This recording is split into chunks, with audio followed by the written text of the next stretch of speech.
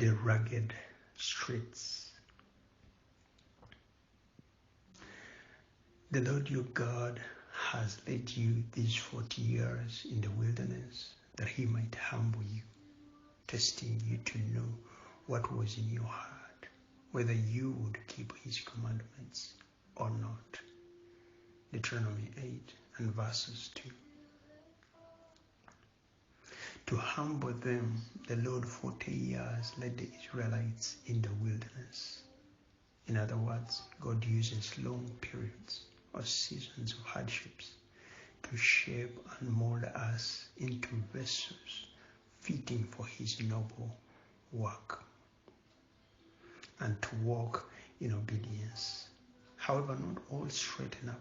Some break down, as the case is for almost the whole generation of Israelites.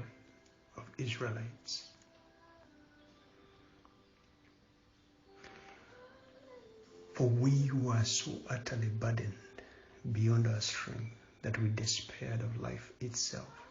Indeed, we felt that we had received the sentence of death, but that was to make us rely not on ourselves, but on God who raises the dead, says Paul to the Corinthians, 2 Corinthians chapter 1, 8 through 9.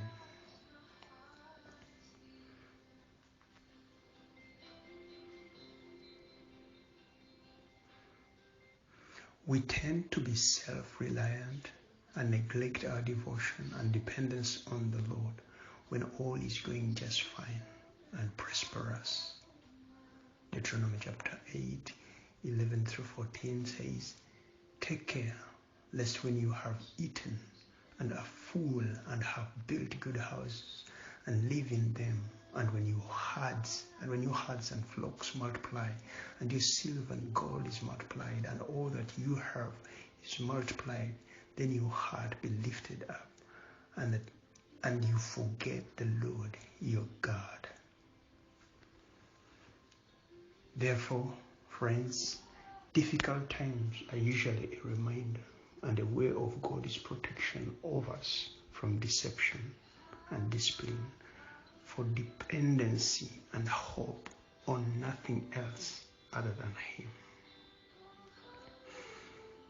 Therefore, hard as it sounds, long, hot, dark seasons of false imprisonments without trial, bad cancer and excruciating ailing diseases, joblessness, unending single life experiences, painful relationships, victimization of any kind are calling attention to the infinitely merciful, most faithful, and the just, incorruptible, supremely wise, ever compassionate, Judge and Father and Lord and God.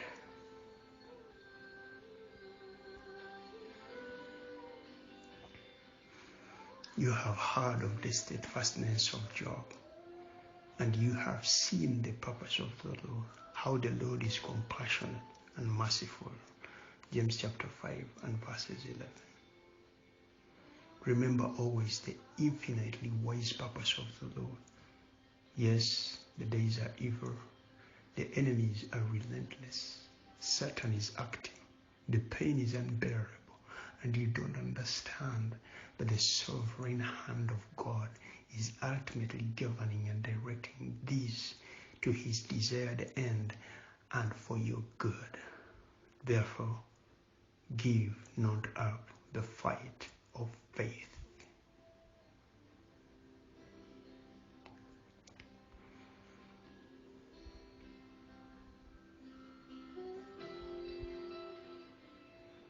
Paul says,